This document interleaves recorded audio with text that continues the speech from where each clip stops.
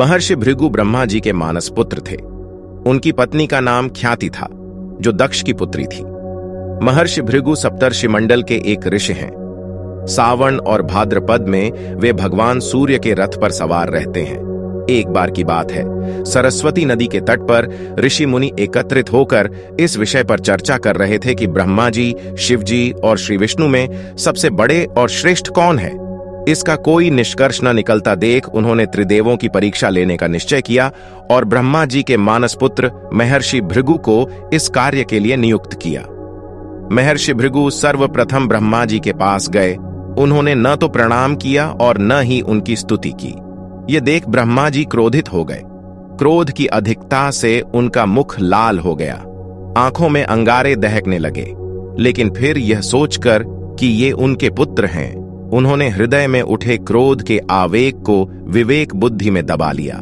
वहां से महर्षि भृगु कैलाश गए। देवाधिदेव भगवान महादेव ने देखा कि भृगु आ रहे हैं तो वे प्रसन्न होकर अपने आसन से उठे और उनका आलिंगन करने के लिए भुजाएं फैला दी।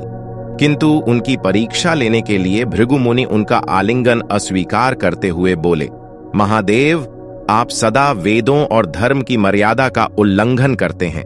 दुष्टों और पापियों को आप जो वरदान देते हैं उनसे सृष्टि पर भयंकर संकट आ जाता है, इसलिए मैं आपका आलिंगन कदापि नहीं करूंगा। उनकी बात सुनकर भगवान शिव क्रोध से तिलमिला उठे। उन्होंने जैसे ही त्रिशूल उठाकर उन्हें मारना चाहा, वैसे ही भगवती सती ने बहुत अनुनय विनय कर किसी प्रकार से उनका क्रोध शांत किया। इसके बाद भृगु मुनि वैकुंठ लोक गए। उस समय भगवान श्री विष्णु देवी लक्ष्मी की गोद में सिर रखकर लेटे थे। भृगु ने जाते ही उनके वक्ष पर एक तेज लात मारी। भक्त वत्सल भगवान विष्णु शीघ्र ही अपने आसन से उठ खड़े हुए और उन्हें प्रणाम करके उनके चरण सहलाते हुए बोले, भगवन, आपके पैर पर चोट तो नहीं लगी? कृपया इस आसन पर विश्राम कीजिए। भगवन, मुझे आपके शुभ आगमन का ज्ञान न था, इसलिए मैं आपका स्वागत नहीं कर सका। आपके चरणों का स्पर्श तीर्थों को पवित्र करने वाला है। आपके चरणों के स्पर्श से आज मैं धन्य हो गया। भगवान विष्णु का यह प्रेम व्यवहार देखकर महर्षि भृगु की आंखों से आंसू बहने लगे। उसके बाद वे ऋषि मुनियों के पास लौट आए और ब्रह्मा जी, शिव जी और श्री विष्णु के यहाँ के सभी अनुभव विस्तार से कह बताया। उनके अनुभव सुनकर सभी आर्षि मुनि बड़े हैरान हुए और उनके सभी संदेह दूर हो गए। तभी से वे भगवान विष्णु को सर्वश्रेष्ठ मानकर उनकी पूजा अर्चना करने लगे।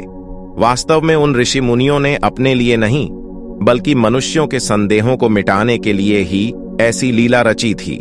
ऐसे ही ज्ञानवर्धक जानकारी प्राप्त करने के लिए हमारे चैनल को जरूर सब्सक्राइब करें। धन्यवाद। मस्त रहें, स्वस्थ रहें।